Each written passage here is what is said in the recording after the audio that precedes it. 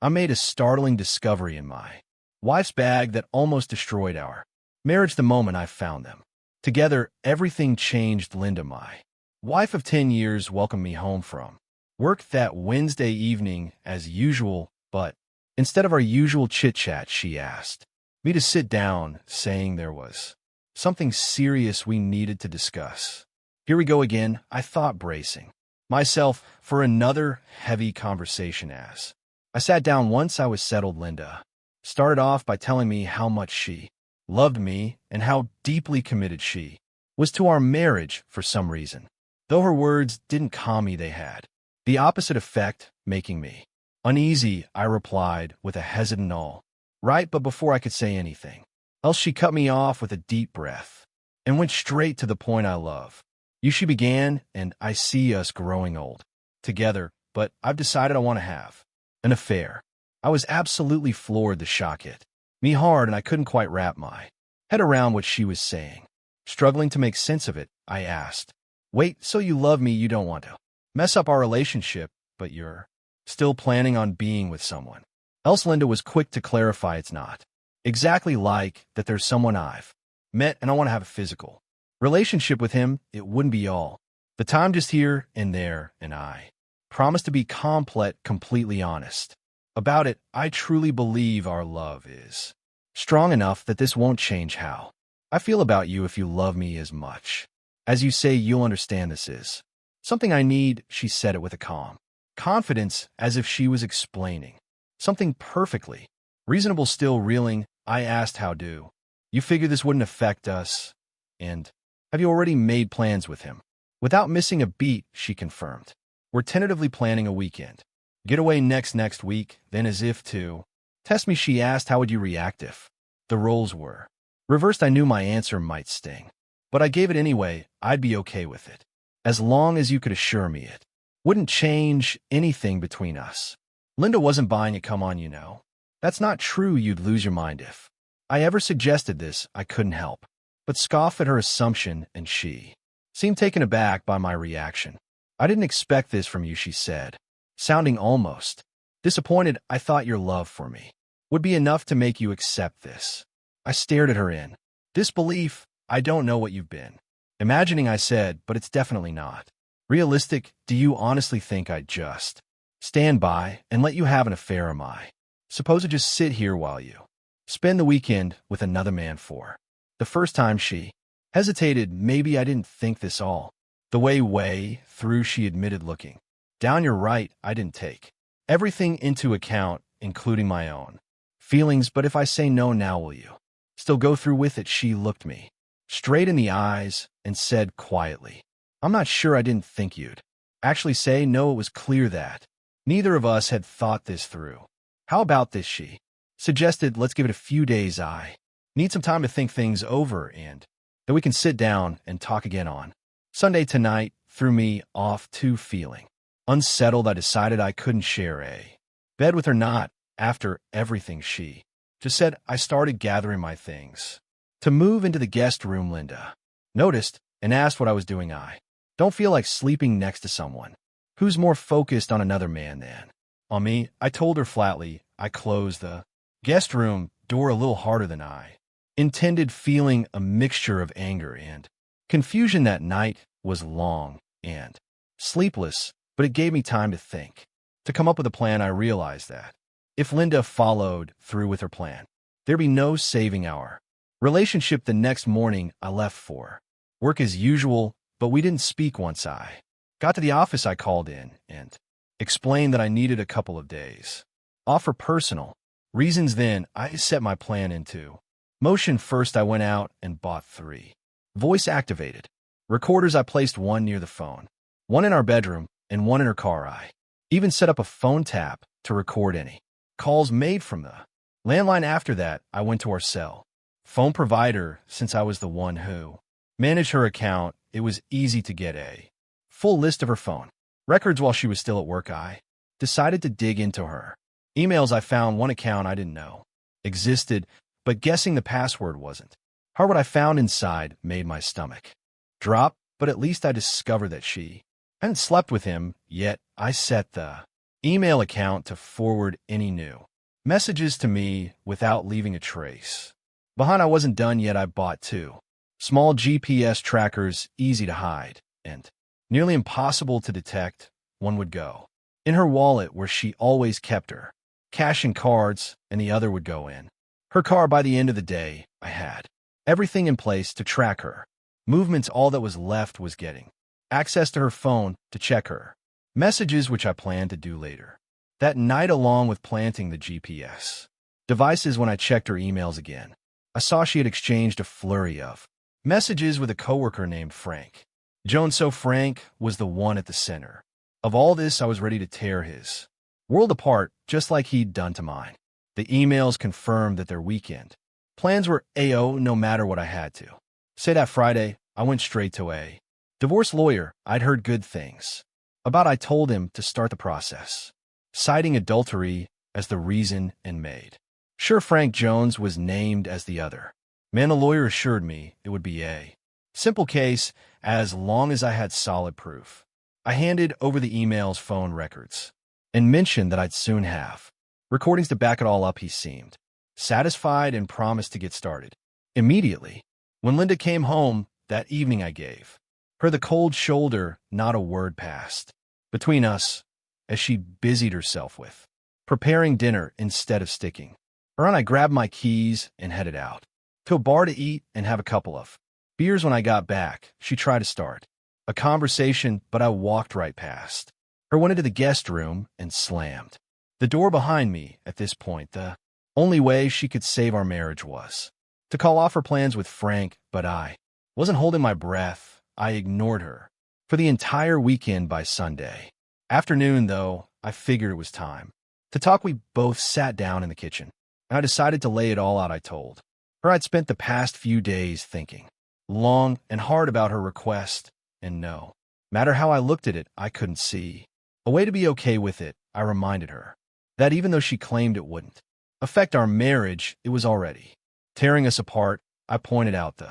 tension between us and suggested that maybe if she had put herself in my shoes, she'd understand why this wasn't something I could accept. I've tried to see it from your perspective, I said, but no matter how I turn it around, there's nothing good that could come of it. So I'm going to have to say no. Her response was sharp. How can you be so selfish? If you love me, why can't you let me have this? I couldn't believe she was flipping it on me like that.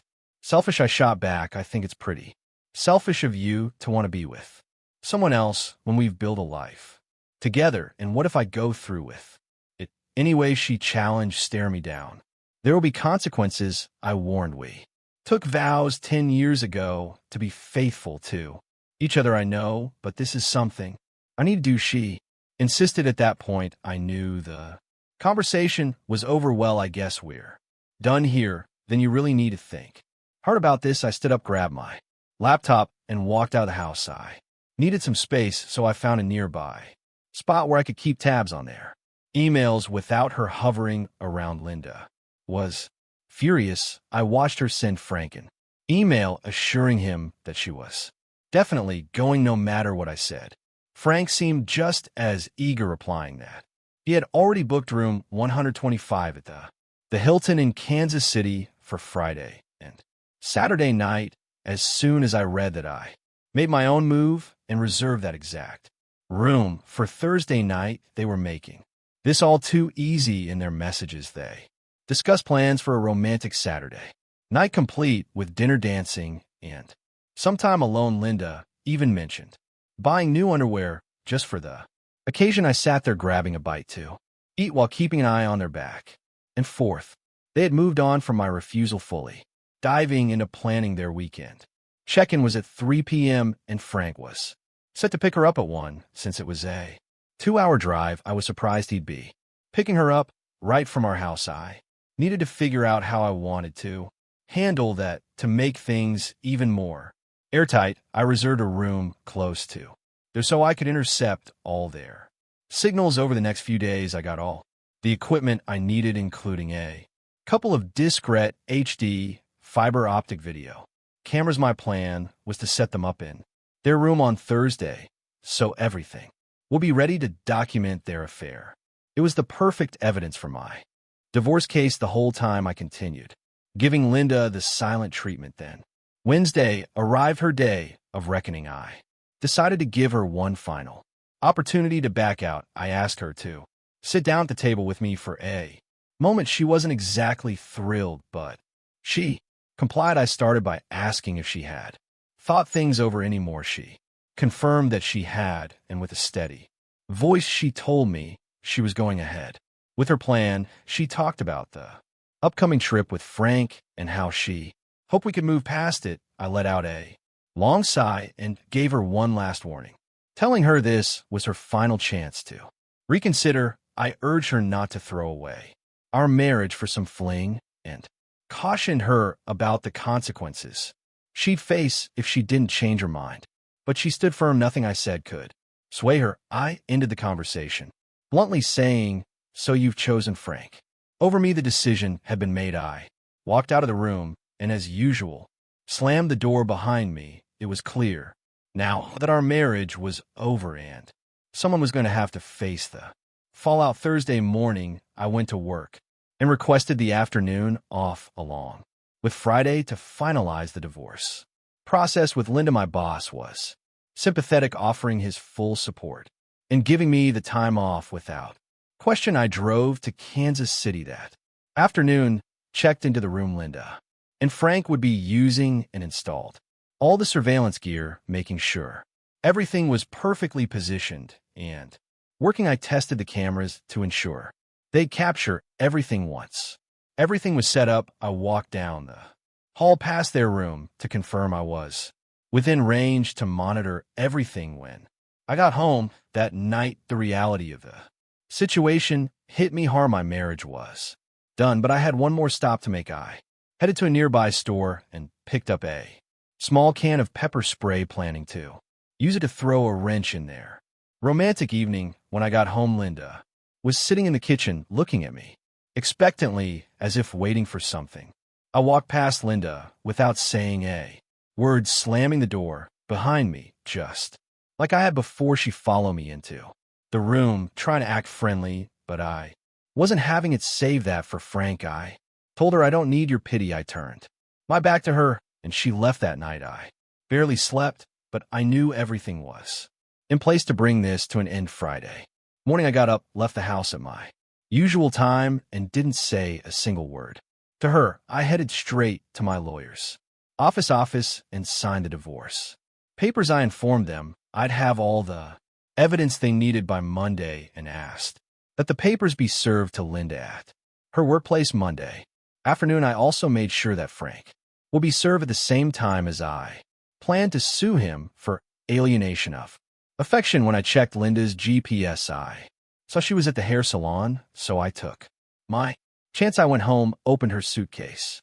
and found the new lingerie she had bought. It was undeniably sexy, but it stung knowing she wasn't wearing it for me. With rubber gloves on, I took out the underwear and sprayed the crotch of her panties and the cups of her bra with pepper spray. Once they were back in the suitcase, I couldn't help but smile. This was going to be interesting. After that, I headed to the bank and closed all our joint accounts, moving the money into a new one under my name. I canceled every credit card we shared.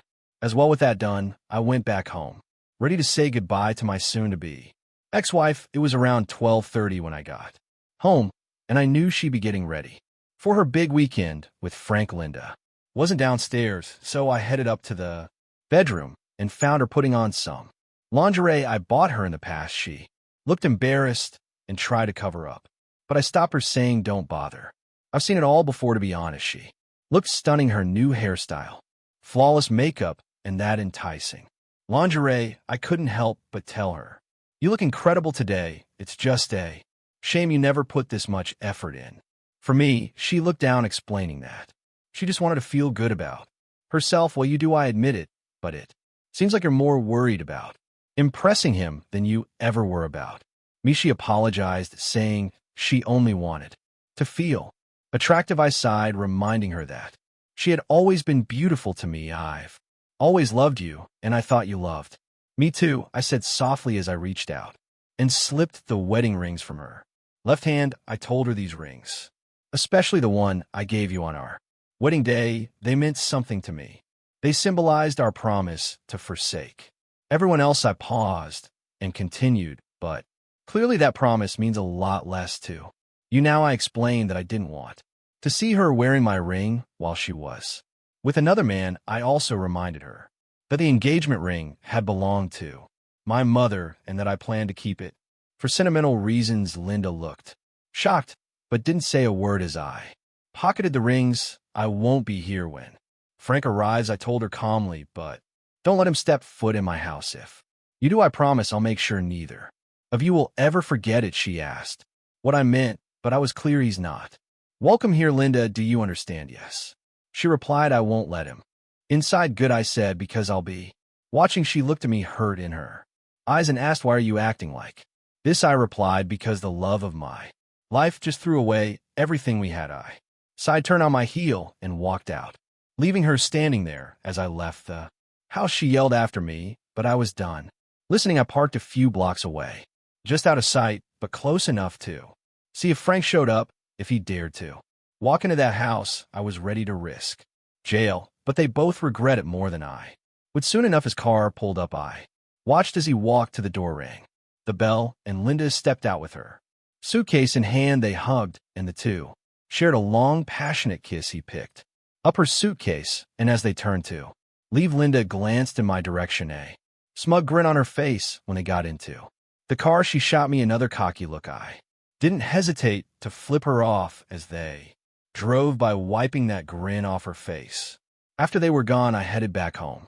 I changed all the locks in the garage door code, then grabbed the suitcase I had already packed and made my way to Kansas City. Once I checked into the hotel, I went straight to the room and set up my laptop. The camera I had installed earlier was perfectly aimed at the foot of the bed, and soon enough, there was Linda making her move. It was clear they had already been intimate, though it didn't look like Frank had lasted very long. He came out of the bathroom completely naked, and I couldn't help but laugh at what I saw. The guy was embarrassingly small compared to what Linda was used to. I watched as Frank crawled back into bed, ready for another round. Linda smiled at him and opened her arms, but I laughed again when she reached down for his tiny little tool. He didn't have to hold back. There was no way she could even feel that thing inside her. Wow, I thought she really made a poor choice. This guy was beyond pathetic. I could see the frustration building on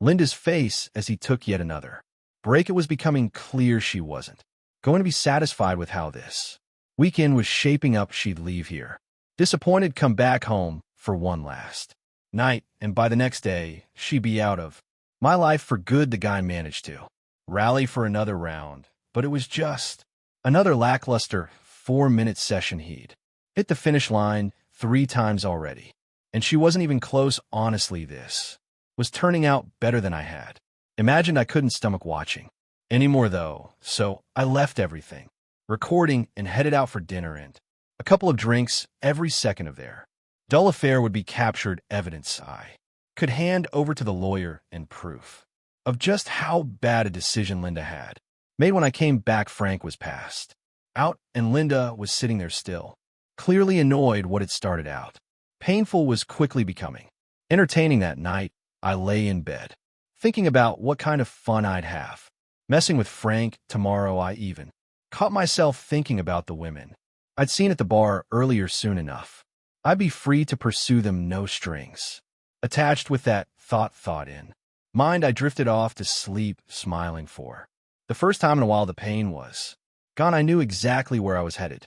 The next morning, I woke up feeling ready for the day. After a quick shower, I grabbed breakfast and some snacks to keep on hand. Then I had an idea. I called up a local florist and ordered a bouquet for Linda, the same kind I used to send her on our anniversaries, since this was going to be the last anniversary gift she'd ever get from me. I wanted her to think about what she was about to throw away. I scheduled the delivery for 11 a.m., just as things were probably getting heated between her and Frank. It turned I had timed it perfectly. They had left the room for a while, but when they came back, the action started up again. They hadn't been at it long when there was a knock at the door. The flowers had arrived right on cue. I watched as Linda's face shifted from surprise to irritation. She grabbed her phone and immediately called me. My phone rang, and I answered with a smirk. Hello, did you send me flowers? She asked, already sounding upset. Oh, you got them? Well, it hasn't exactly been a great day for me. Either my wife's off with some other guy, and here I am trying not to lose my mind. I kept my voice calm, casual, as if nothing was wrong. Why do you even care? Because she snapped. They're the exact same flowers you always send me for our anniversaries. I couldn't help but laugh. And you think I did that? Let me tell you, sweetheart, if I had sent those flowers, they wouldn't have been roses. They'd have been ragweed, and the card would have said, to my cheating wife. But hey, maybe these will remind you of what you're about to lose. There was a stunned silence on the other end before I hung up. She tried calling me back several times, but I didn't bother answering. Eventually, she gave up. I saw her talking to Frank about it, and he tried to reassure her that I'd come around eventually. He couldn't have been more wrong. Linda wasn't in the mood after our brief exchange, but it didn't take long before she started giving in to him again. That's when I had another idea. I picked up the phone and ordered her favorite pizza, the one I knew she couldn't resist. The pizza arrived just as Frank was getting back into the swing of things. He wasn't happy about the interruption and tried to refuse it, but the delivery guy insisted, even confirming the room number and Frank's phone number. The poor guy had no choice but to pay up, or the delivery driver was ready to call the cops. After the pizza guy left, they decided they might as well eat, since it was already paid for. After their meal, they talked for a bit, but Frank couldn't hold back much longer. Soon enough, he was back to chasing Linda around the room. That's when I ordered her favorite sandwich from a nearby deli, just to keep the fun going. A couple of minutes into their activities, the knock came. This time, it was the sandwich. Linda's face dropped when she saw it, and she finally realized I knew exactly where they were. Frank, of course, couldn't believe it, but Linda started piecing things together. She figured I had hacked in her email and tracked them down. She told him I was good at that kind of thing, and it wouldn't have taken much for me to figure it out. At this point, they decided to get dressed and go out for a while, planning to return later in the evening. Linda promised Frank she'd make it up to him tonight. As they left, I was laughing so hard I had tears rolling down my face. When they got back later, they showered, dressed up, and Linda even put on some lingerie, giving Frank a little show. He tried to make his move again, but she insisted they head out for their big date. I couldn't wait for the next part of my plan to kick, and Linda had no idea what was coming. As they left the hotel room looking like the picture of a romantic couple, I settled in, waiting eagerly for their return. I knew things were about to get very interesting. About an hour after their date, they returned to the hotel, and Linda wasted no time rushing into the bathroom. She hopped in the shower and stayed there much longer than usual. When she finally came out, her breasts and crotch were bright red, and it was clear they looked painfully irritated. It seemed poor Frankie wasn't going to be getting any action that night either. Linda collapsed on the bed, groaning in discomfort, and when Frankie tried to get frisky, she snapped at him,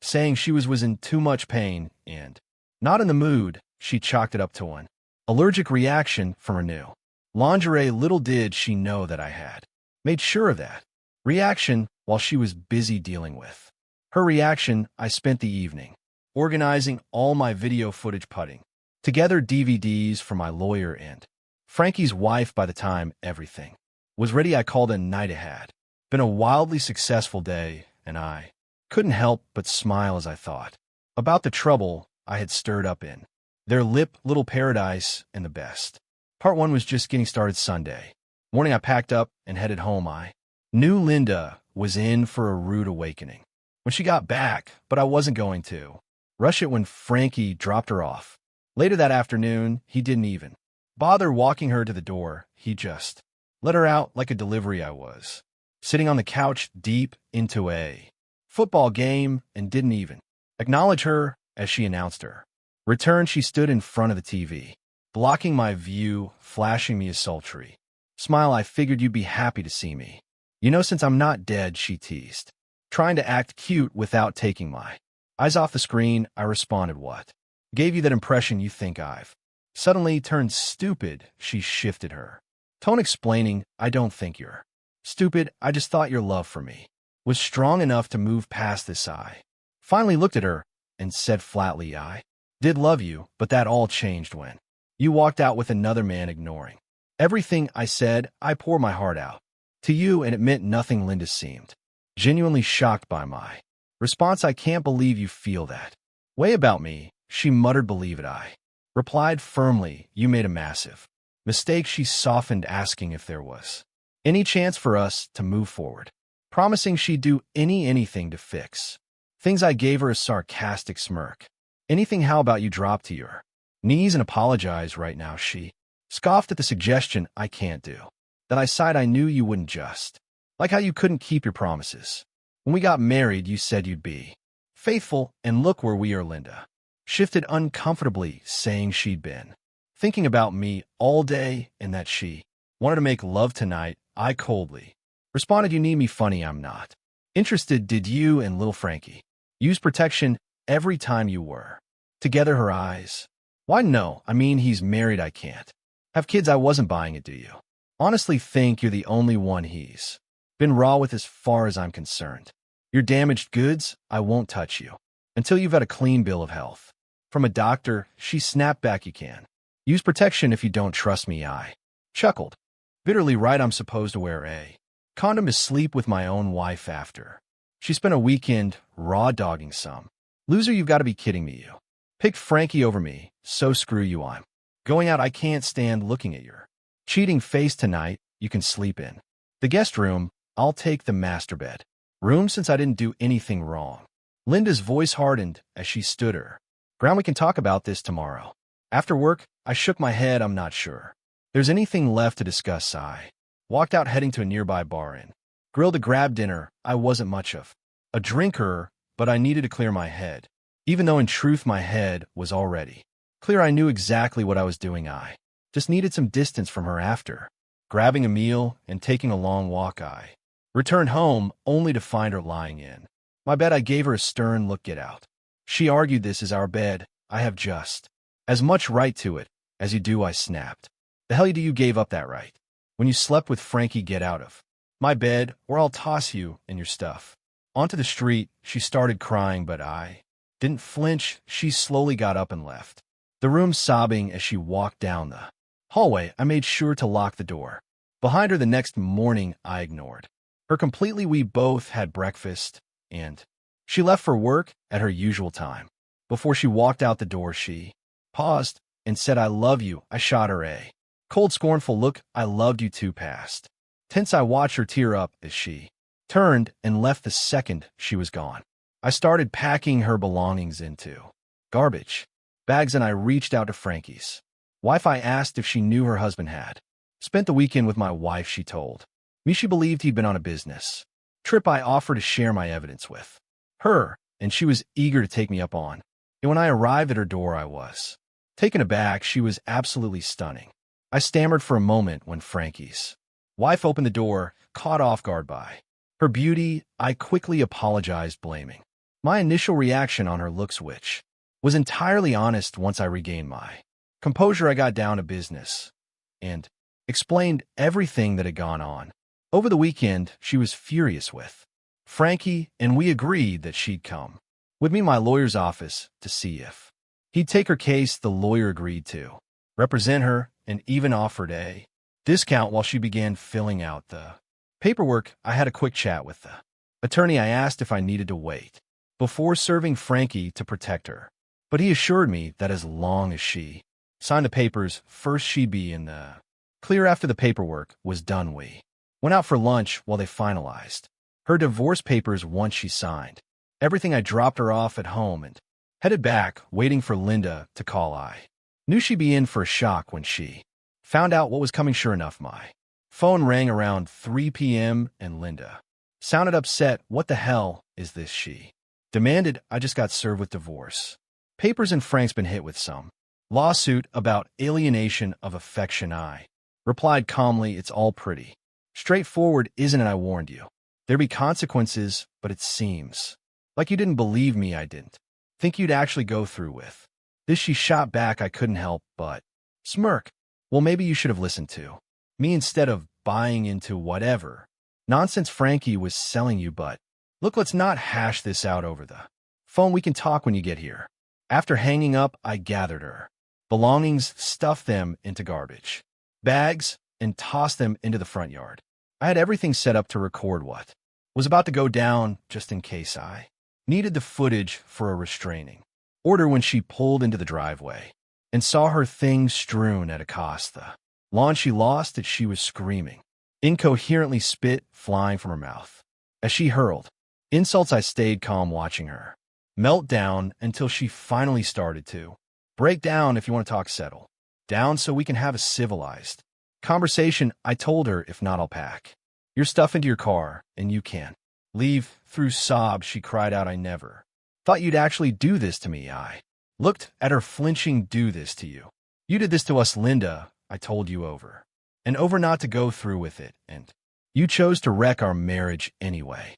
What made you think I wouldn't file for divorce? You said you loved me, she whimpered. I did, I replied firmly. I loved you more than anything, but you shattered my heart. The real problem is you never loved or respected me, and I can't stay with someone who thinks so little of me, even though I still have feelings for you. Linda asked almost hesitantly, why do you keep calling him little Frankie? I let out a humorless laugh. I had cameras set up in your room all weekend. I saw everything, and let's just say he's not exactly well equipped. First time I saw what he's working with, I laughed so hard I almost cried. I even wondered if you could feel anything at all. Her face flushed with embarrassment. We made love, she said quietly, and I'll miss that I wasn't about to let her play the victim. Look, Linda, now you've got the freedom to be with whoever you want. You can have a new guy every night if that's what you're after. She shook her head. I don't want anyone else. I want you. Sighing, I said,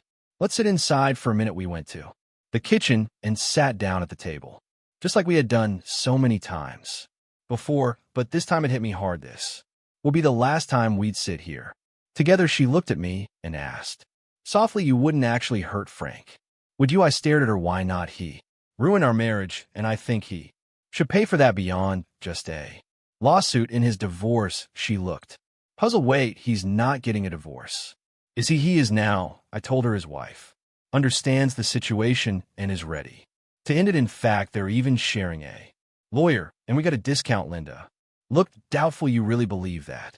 Or is this just some trick to make me look bad? I shook my head. I talked to his wife this morning. I showed her all the evidence. Frank had told her he was on a business trip. Now they're both done. She sat there quietly for a moment, reflecting. I wish you'd been honest with me when I asked how you'd react if I wanted to be with another man. I knew you'd go crazy. I laughed, a bitter sound. That's the thing. I don't think you believe me even now, and that's one of the reasons we're getting divorced. Honestly, I don't care anymore. When you call him later, you'll find out that he's been kicked to the curb, just like you. So you're really kicking me out? Out, she asked, her voice small. Yes, Linda, I decided the night you told me about your plan. I went into the guest room to think, and within an hour I knew I wanted a divorce. On Thursday, I bought everything I needed to gather evidence and hack in your email. By Friday, I had already visited the lawyer and set the divorce process in motion. Linda, sensing her world crumbling, asked me, why didn't you give me a heads up that you were planning to divorce me?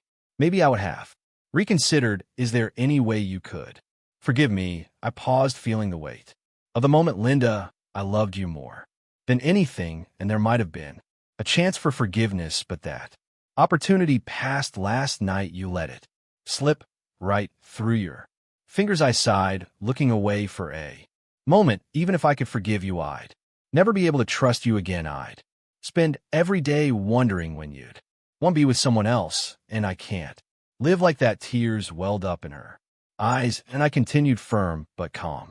Unlike you, I've given this a lot of thought, and no matter how much I turn it over my head, I always reach the same conclusion. I'm going to divorce you, and I'm going to make sure little Frankie pays for wrecking our marriage. I could see the reality of the Situation finally sinking in. You can call him if you want, figure out where you're going to stay, but don't bother using your credit cards. I've canceled them. I left half the money in our checking account for you, and I've removed my name from it. I'll split our savings, and you can keep your car, but you'll need to manage the payments yourself. Take your clothes, personal things, whatever you need. I'll even let you have some furniture once you find a place to live, but the house, that's mine.